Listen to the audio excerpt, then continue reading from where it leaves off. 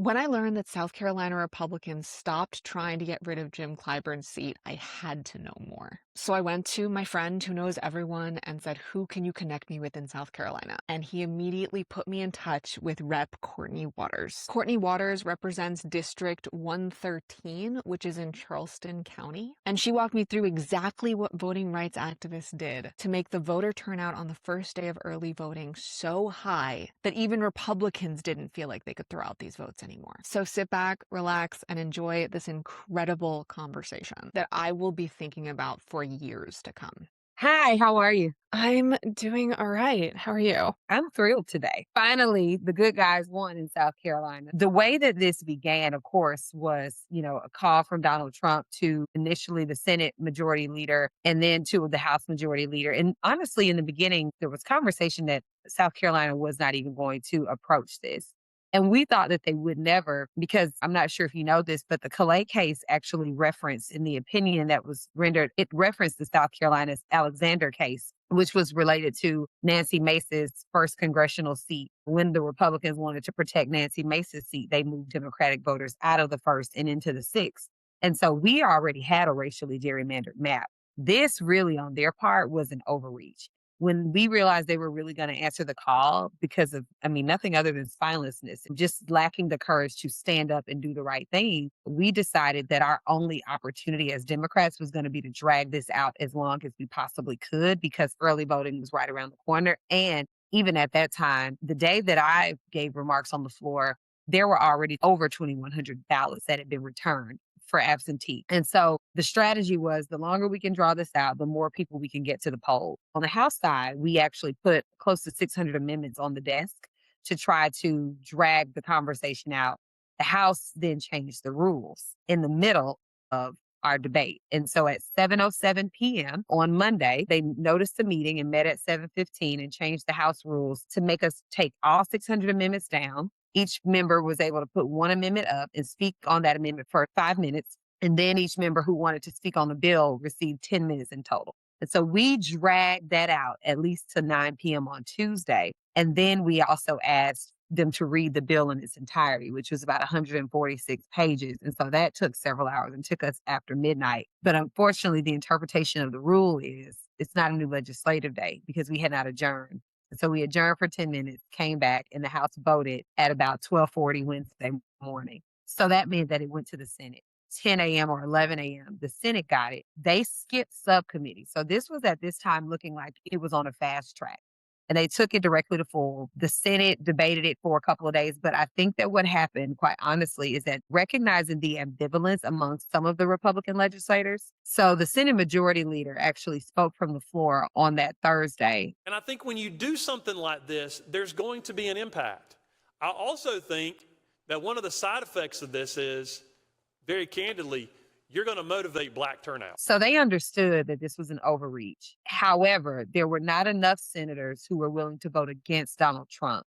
And so we had the faithful few, which were five, who voted against initially sine die. Because, by the way, before we even got here, there was an attempt to make it so that the governor didn't have to be the one to call us back, but that the Speaker of the House and the President of the Senate could bring us back. That failed because five Republicans voted with Democrats because of this ambivalence. And so what happened in the Senate is that they really just took advantage of that ambivalence and chose to drag it out as long as possible so that more and more voters would come to the polls. And so when they adjourned last Saturday, they could have made them come back on a Sunday or on Memorial Day. Could have. But they chose to bring them back on Tuesday at 11 a.m. And so by 11 a.m., there were over 30,000 people. Well, by one, there were over 32,000 people who had voted.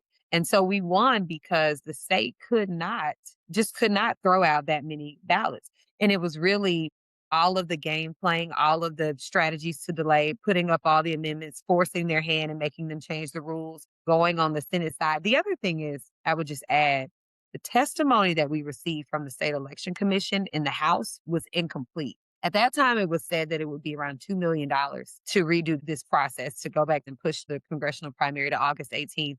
By the time it got to the Senate, it was $6 million.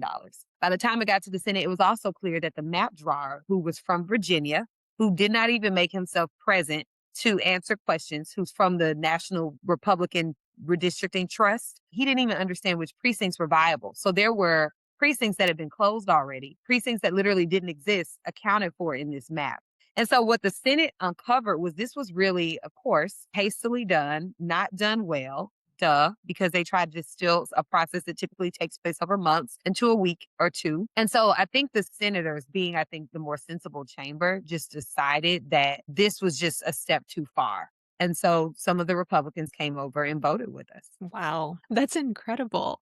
I think a lot of people don't expect that out of South Carolina, and that's so disappointing, and it's so cool to see that you guys are fighting so hard. I will tell you, South Carolina is a place where it's polite. There are attempts to have sensibility win out so that no matter how horrible the actions are, they're not done so brazenly as they are in other places. South Carolina doesn't like to be in the headlines for that, for like ostentatiously violating people's rights. Now, they're violating. I want to be clear.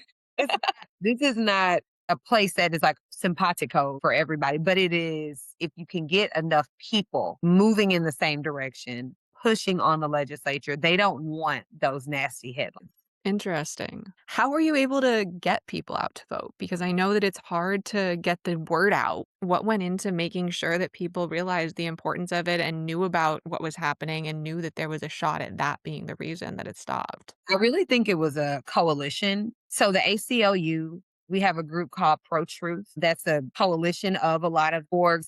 The Ubuntu Collective, which actually protested in the chamber. So the first day of House testimony, we had hundreds of people show up to testify. No one was for this. Republicans, independent Democrats, they were not for this because overwhelmingly most people want to believe that they have a fair election system and process. At the conclusion of the full committee, there was a protest. There was a protest in the gallery on the last day of session. So that would have been May 14th.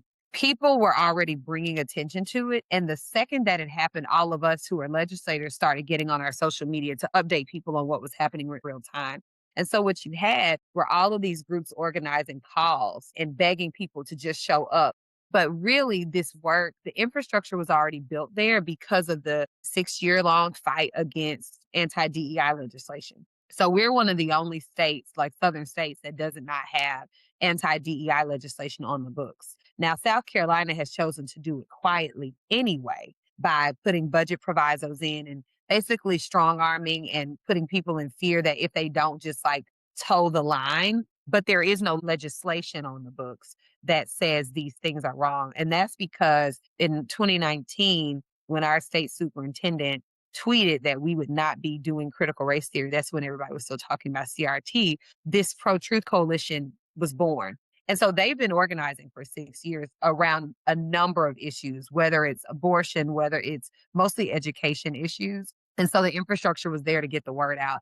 And they just did what they were supposed to do. The ACLU hosted a rally on the State House steps. People were kind of gearing up for a fight. And so in terms of getting people out to vote, it was just a need to answer the call. But I will tell you, this was record turnout. The call has never been answered to this degree. But I think that what also is true is people love Jim Clyburn. And they recognize that he, in a number of instances, is the only one really fighting for South Carolina. When it came to the Biden infrastructure package, every last Republican that we have elected voted against it. And so the bridges that are being improved, the roads that are being improved, that came from Congressman Clyburn. The broadband expansion that started to happen right after COVID, that was Clyburn's baby. All of the dollars that come in because of the fiscal conservatism on the Republican side, they actually vote against a lot of times the infrastructure improvements that we need in our state. And so people were just not willing to allow this to happen on top of the fact that he's the only Democrat we have in our US Congress or Senate. I mean, it's ridiculous. And Yeah. so I think people just saw it as a step too far. Wow. I always cover like what's giving me hope and what's making people fight back. And this is doing that in spades. The idea that it actually worked and the idea that the infrastructure was there in the first place. I think a lot of people believe that things can just happen automatically. And there's nothing in this world that happens automatically. Change takes time. I want to show you something really quickly. Yeah, So absolutely. yesterday I was at the polls and everybody was there. And I mean everybody. This is Skip Michael. Skip Michael is, I mean, got to be 80 years old. And he's the community leader in one of our oldest communities in Charleston. He was there ready to vote. former school board member and school district employee, community leader who runs a business in the area as well as a nonprofit herself. This is a town councilman from the town of Lincolnville, which is the last remaining municipality that was started by freed slaves that is still governed by those same families. Wow. This gentleman runs a YouTube show that always educates people on what's going on. Like everybody was there. This is this Charleston County Teacher of the Year, Patrick, who's also a neighbor of mine. The lighting is not letting Patrick be great. Nevertheless, I say that to say, like, when you think about the infrastructure being there, we showed up to vote and we knew the people. This is a pretty expansive network. And this happened in so many counties. Like I have pictures of polls in Marion County, in Richland County, in Charleston County, where the lines are wrapped around the building. I think that everybody reached in and activated their individual networks and created this sort of web of turnout that was just beautiful yesterday. What do you say to people who want it to happen automatically and don't want to put in the infrastructure? How can we convince them that the infrastructure is what's needed? I think a lot of times we create these heroic tales of what happened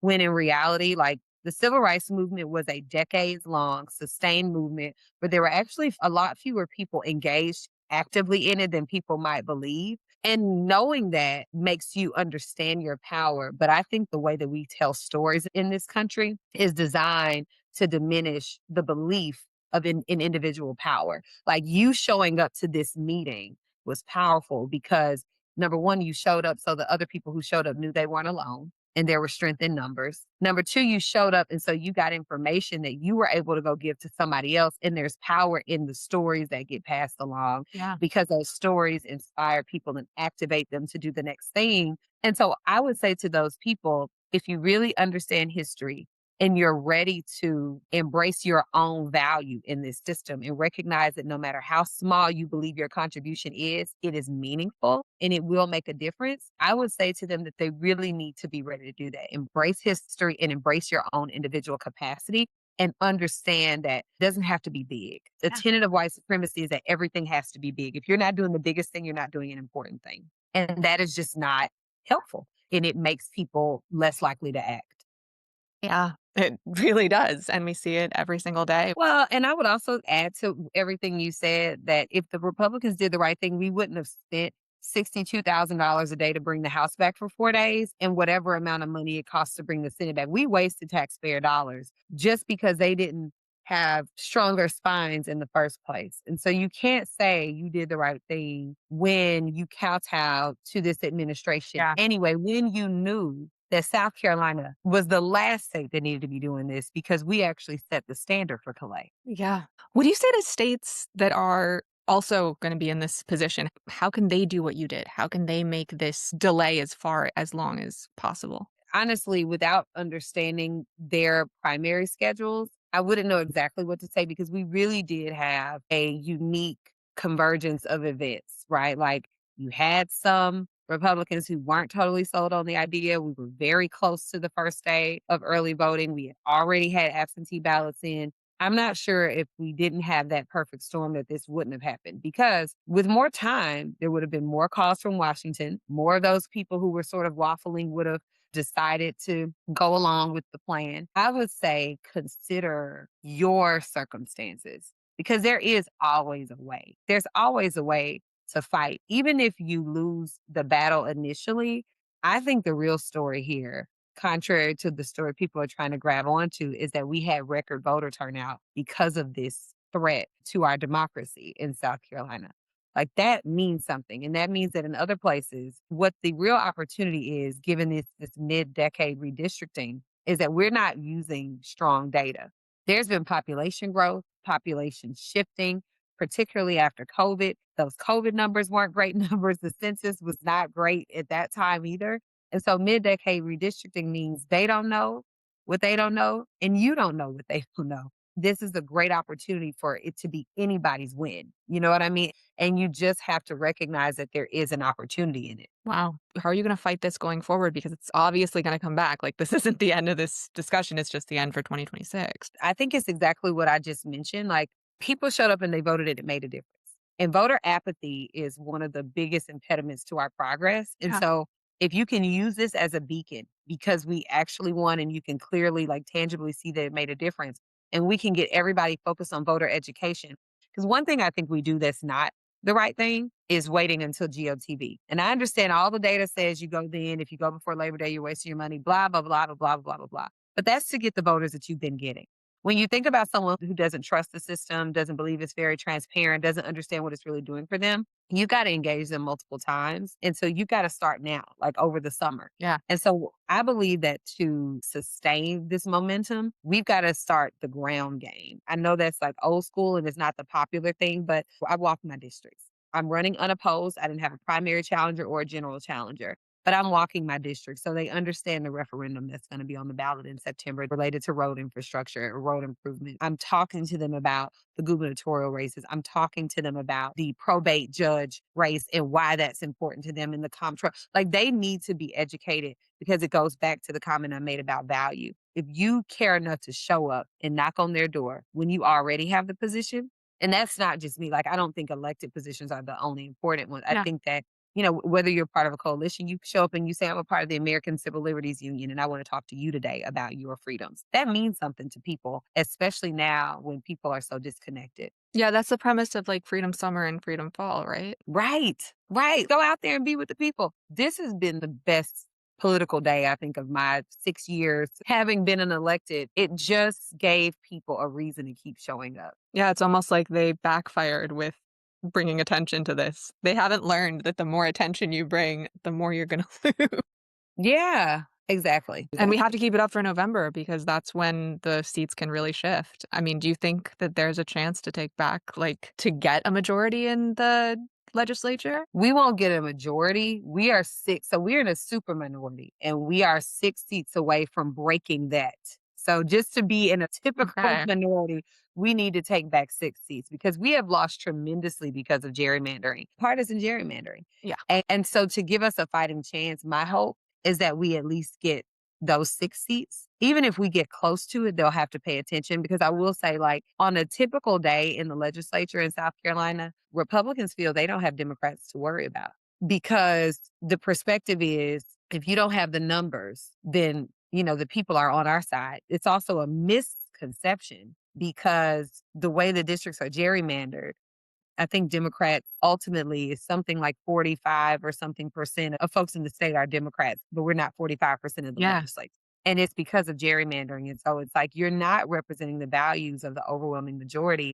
And there's some independents somewhere in there too, right? And so you're not in the majority, but you've drawn these districts in such a way that puts you in the majority. And so breaking that super majority is really the goal for us first. Yeah, I feel like a lot of people don't realize that South Carolina it should be a purple state. No one thinks of it as a purple state, and this proves we have the power to change that. The South needs attention from us in blue states in huge ways because there's this idea that the South is not worth paying attention to, and that's coming from blue states, and blue states are the ones that perpetuate that. So my goal is to change that narrative by talking about the incredible work you guys are doing. Yeah, I tell my friends from the Northeast who always say, like, girl, I don't know what you're doing in South Carolina.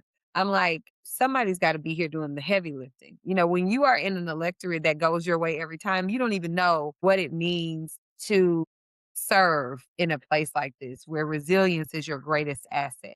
The ability to lose and keep coming back is the greatest asset that you have. The ability to lose and hold on to your dignity and be able to carry yourself with grace when you go back in and not allow people to see you sweating or crying because I'm a crier. It's a gift to learn how to do that because then you can survive anywhere. Wow, that is, I think, the perfect place to end. Thank you so much. This was incredible. I feel more joy and more hope, and I hope that my audience does too.